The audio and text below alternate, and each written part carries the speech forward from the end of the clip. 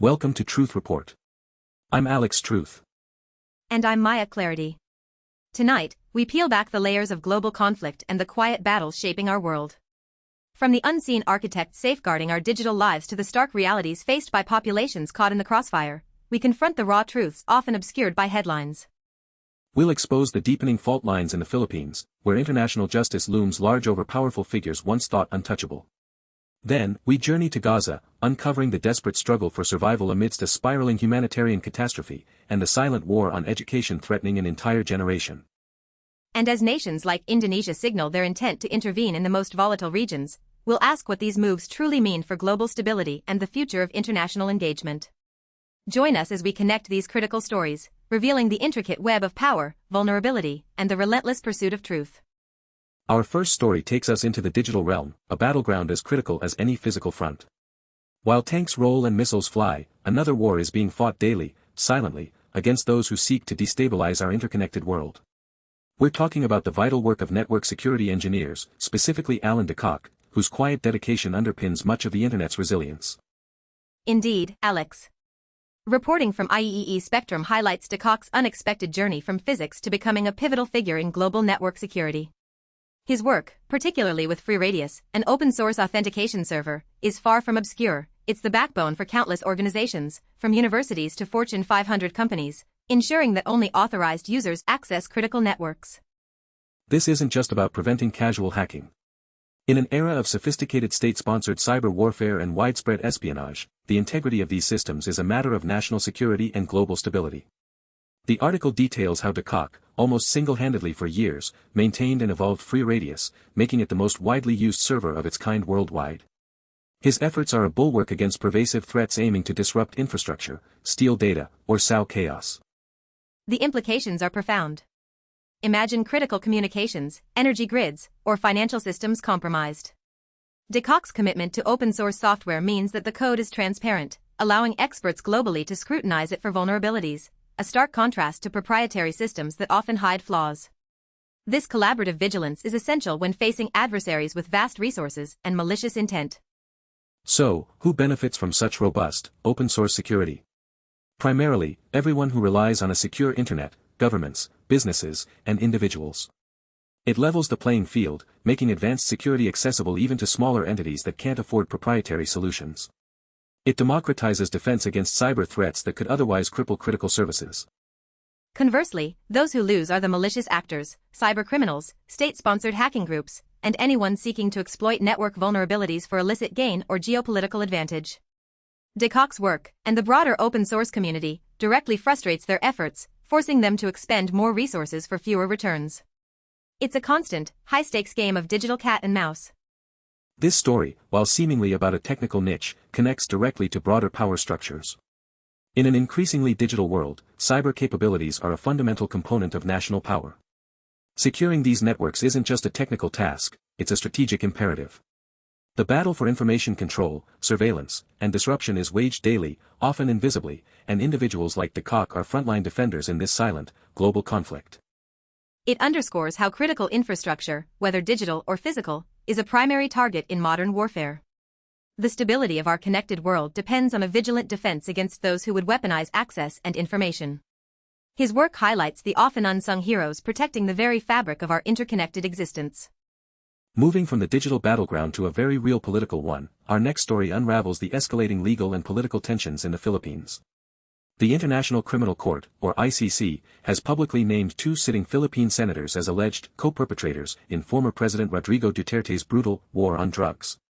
This is a significant escalation, sharpening the country's already fraught political fault lines. Indeed, Alex.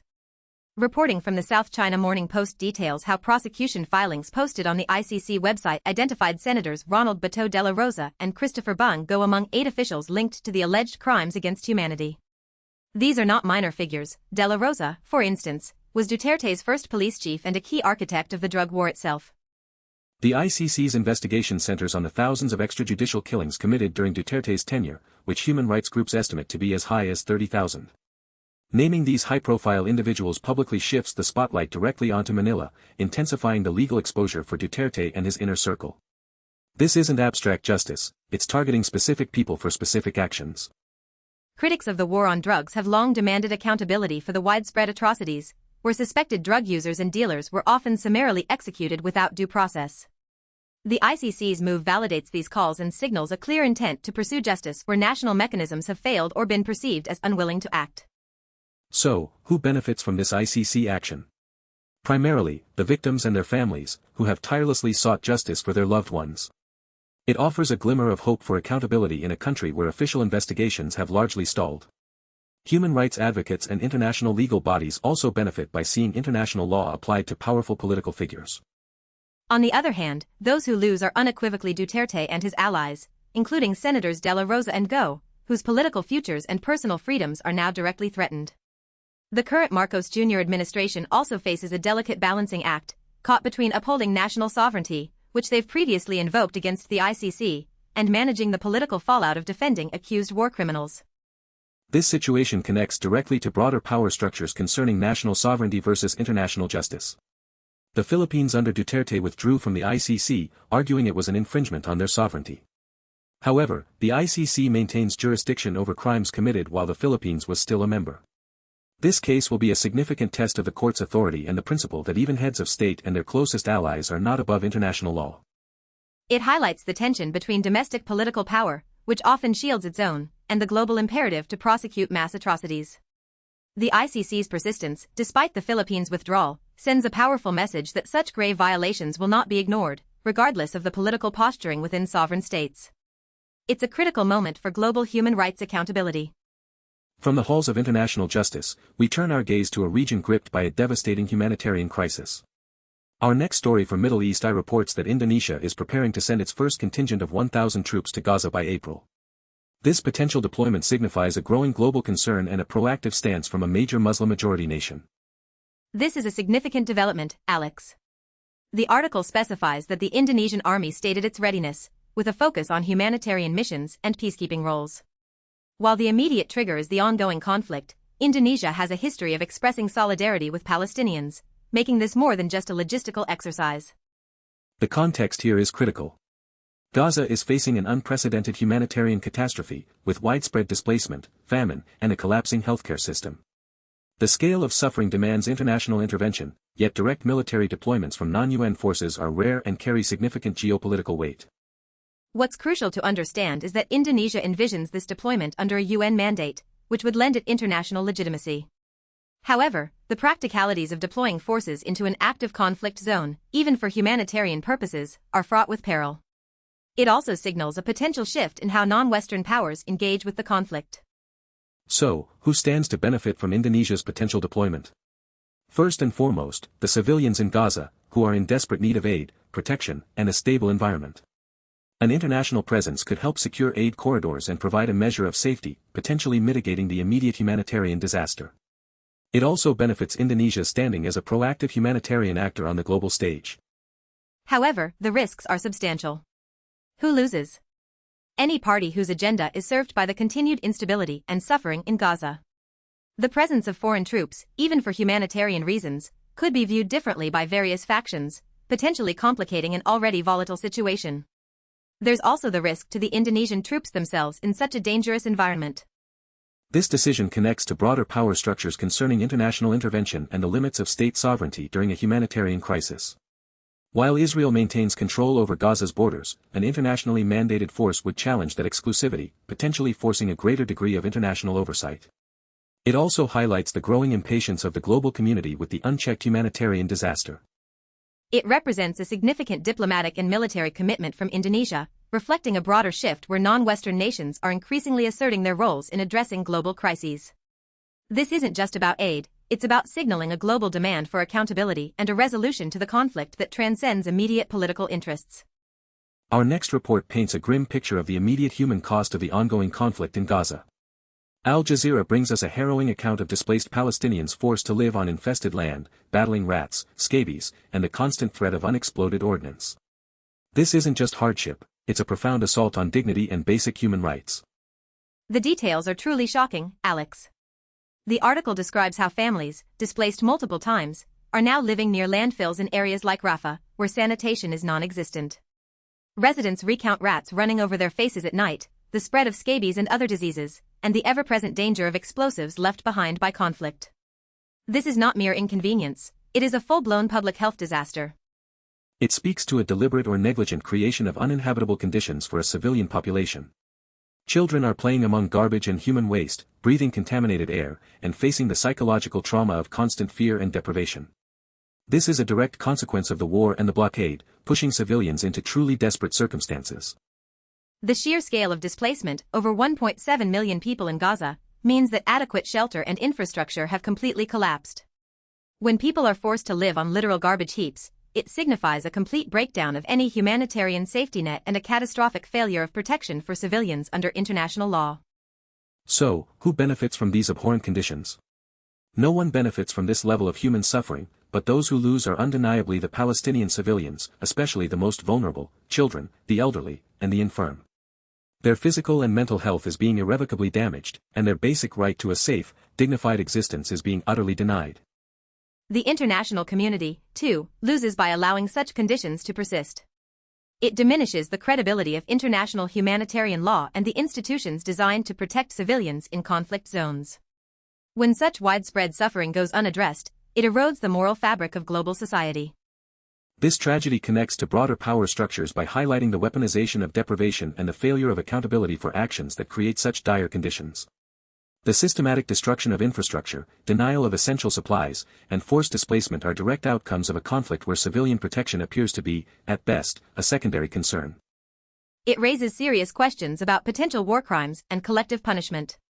When an entire population is pushed to the brink of survival, forced to contend with disease and filth simply to exist, it underscores a profound systemic failure to uphold human rights and international humanitarian law, demanding urgent and direct international intervention.